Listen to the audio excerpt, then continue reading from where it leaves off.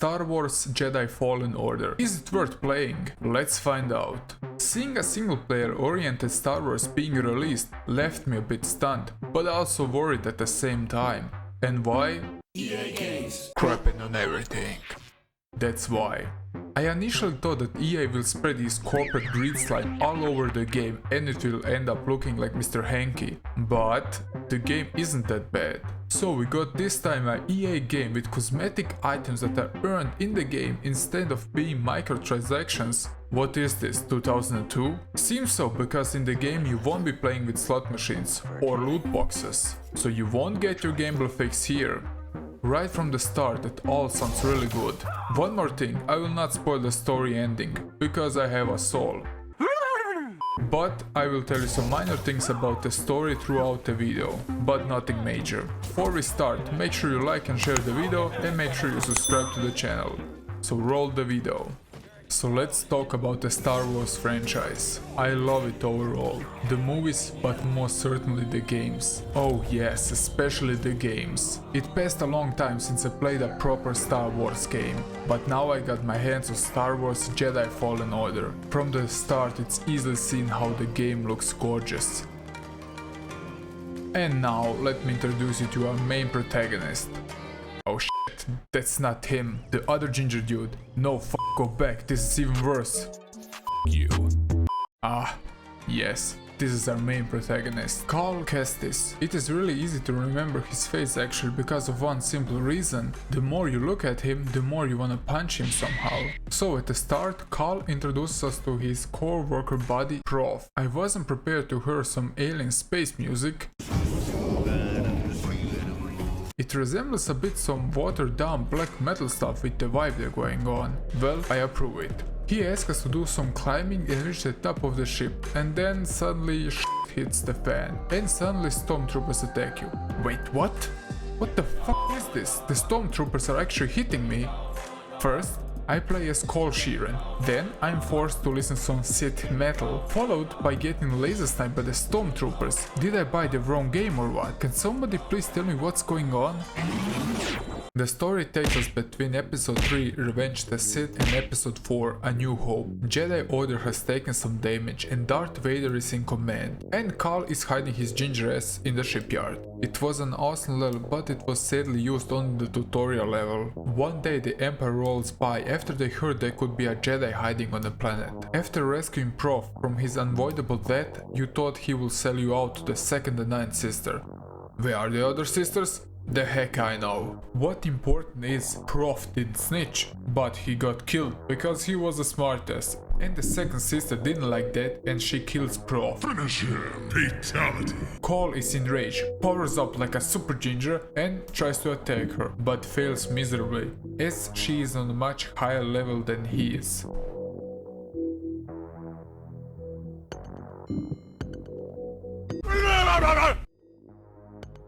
But you got rescued by some rogue hiding rebels, where you meet Seer, a former Jedi who will help in your quest to fight against the dark side. And her performance is really top and even overshadows our main guy in my humble opinion. But leave your comments down below, what do you think? And we can't forget about our pilot, the Spider-Man nightmare looking alien named Grease. He has a great attitude and always funny dialogues. A character you will grow to love over the time, most certainly.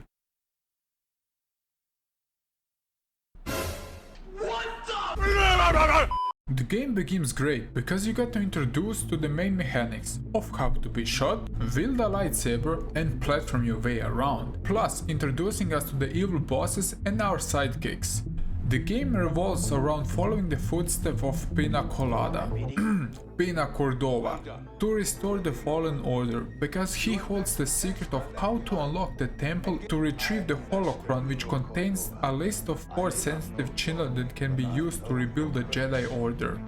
So you jump on the Mantis ship owned by Greasy Breezy, and you fly from planet to planet to fight evil, and simultaneously discover the lost Jedi powers Cal has deeply hidden, because if you don't manage to do that, the Order will fall, and the game's name would really nail it in that case. The The story isn't particularly amazing, it is more like a side story to the Star Wars universe. It isn't bad either, it gets the job done and that's it. It has some good and hateable characters depending on what they aimed for, adding some side characters in the game where you will see some flaws of the order. Generally the story will keep you interested, so don't worry. It actually worked.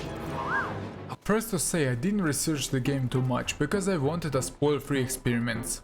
But that was a mistake, I didn't see one thing coming and bought the game for my PlayStation 4 Slim model. Let's move on and I will explain where is the problem. So the game looks amazing, capturing the Star Wars aesthetic just perfect, with many glimpses and hints of the past, what happened in some places or even what will yet to come. Graphically the game looks like Darth Vader chokes you. What I meant by that is that the game is breathtaking. Seeing the huge world they built for our pleasure to explore would make every Star Wars fan very happy. And never did we get such a huge and highly explorable world in the Star Wars universe.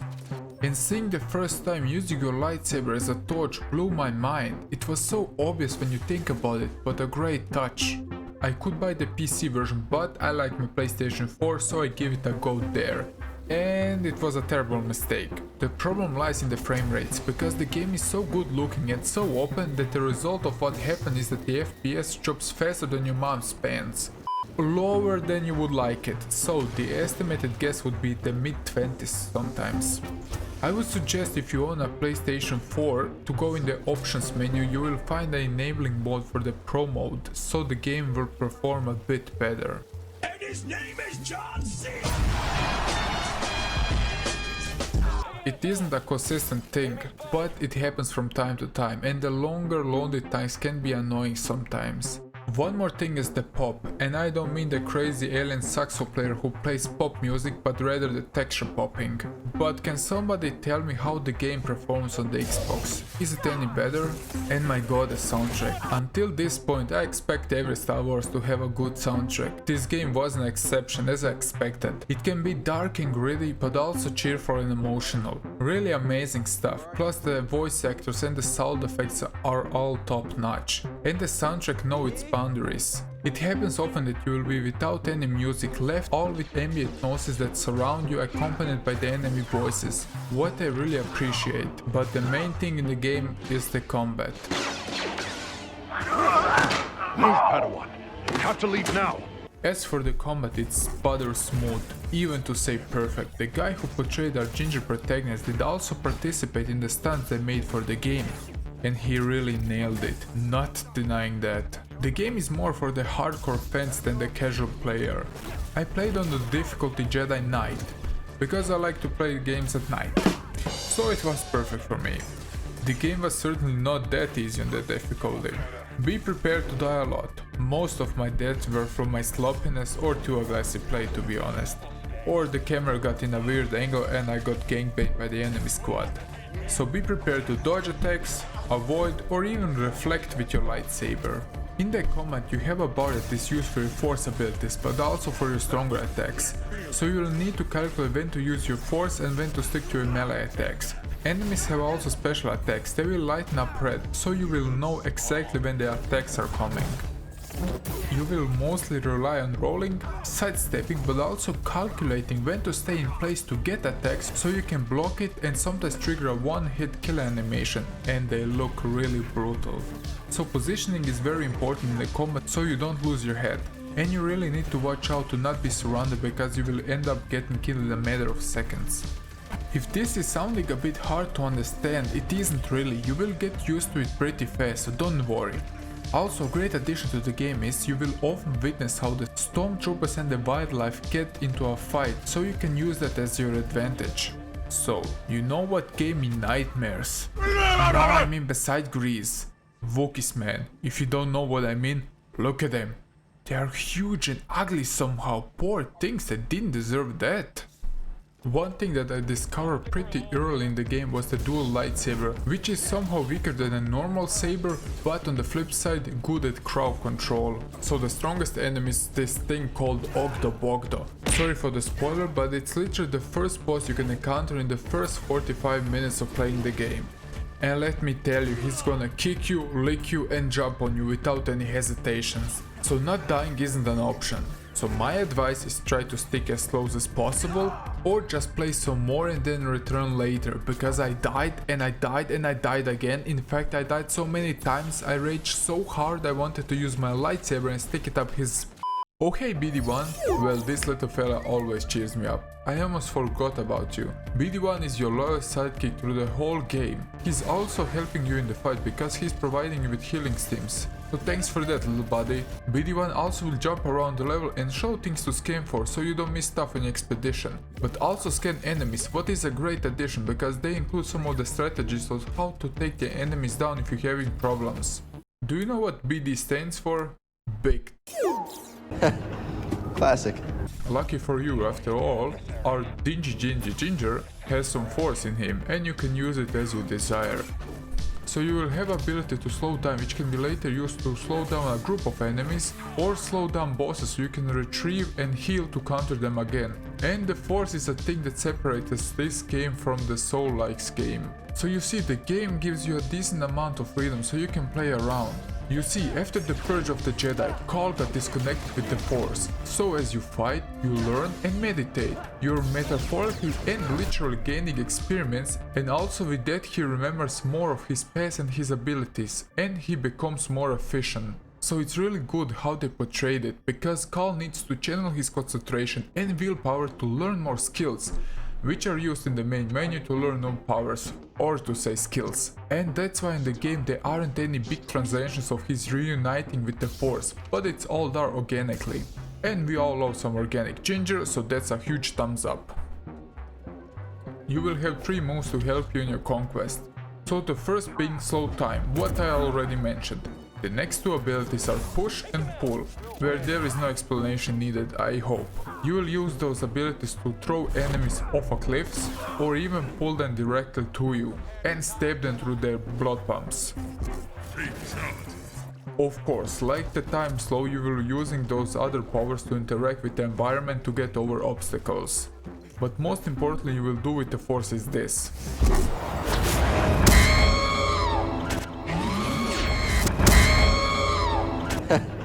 Classic. We'll see, well the combat feels like Dark Souls / Neo / hard-ass game. They threw a few more games into the mix just for fun, and they merge it together without a hiccup. Besides the combat, you will be platforming and doing some parkour. It can be compared to the Uncharted games and Mirror's Edge. You'll be climbing, jumping and sliding. The planets are huge and there are many things to discover, and they are very different from one another, from dense forests to ice-covered planets to underwater levels. So it's really fun to explore them and see what awaits you. From different landscape and different enemy types you can fly to whatever planet you like and you don't need to follow missions, but some areas will be restricted. And this is where one more genre comes into the play, and that's Metroidvania. What I didn't expect at all. So basically you will be visiting all those planets, but some areas you will need to go back after acquiring a certain skill or upgrade to BD1.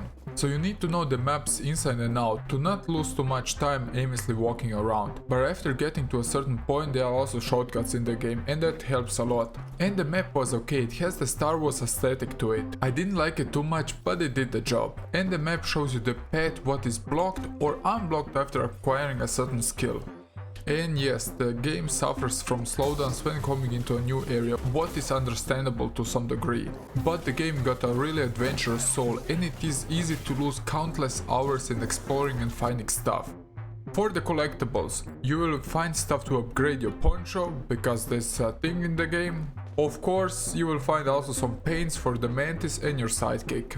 And the best thing in the game is for sure your upgrades for your lightsaber, so you can fully customize in any way you like it. And you bet your ass I did waste a huge amount of time on this. I couldn't wait to get the purple color, because blue is overrated and red wasn't a choice. Sit.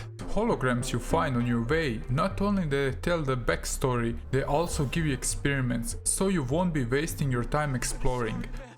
And some hidden bosses can appear if you visit some areas again, what was a really great touch, so backtracking wasn't too boring or anything, and it kept everything a bit fresh. Star Wars Jedi Fallen Order wasn't the game I wanted because of one simple thing, and the reason being the game isn't Jedi Academy, where I can choose my fate and my powers, and turn to the dark side of course. And in that game you had even far more weapons because you could use firearms and bombs, and they had much more force abilities, what was also great, and you could change the layout for the every level, and that's a thing I miss. Hey, Cal. But it was also obvious from the cover that this game wouldn't grant my wish. But I wasn't disappointed. Despite the technical issues the game had, maybe it would be better on the Xbox or even the PC. But I beat the game. I found it very enjoyable. BD1 was the star of the show. He was maybe one of my most lovable sidekicks I ever met in my gaming career. Funny and amusing, but not annoying. And when you get to know a few things about his history, you will care even more. Plus we are talking about a 20 hours plus game. Just to state, I beat every planet over 90% and I got all skills. What was more than enough for me as I'm not a completionist.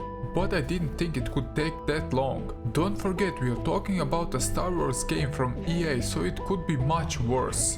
One sad thing, although the game has skill point system, it is said it didn't include more stuff regards the lightsaber customization. I would also like to customize my saber from attack and speed standpoint. I like how the game was made more for a niche audience with its difficulty. I honestly hope that they continue making such Star Wars games. And the ending was a bit a cliffhanger, so who knows, one day in the galaxy far far away maybe we get a sequel coming. So that's are my 2 cents about the game. So please tell me down below, would you play the game? I'm really curious.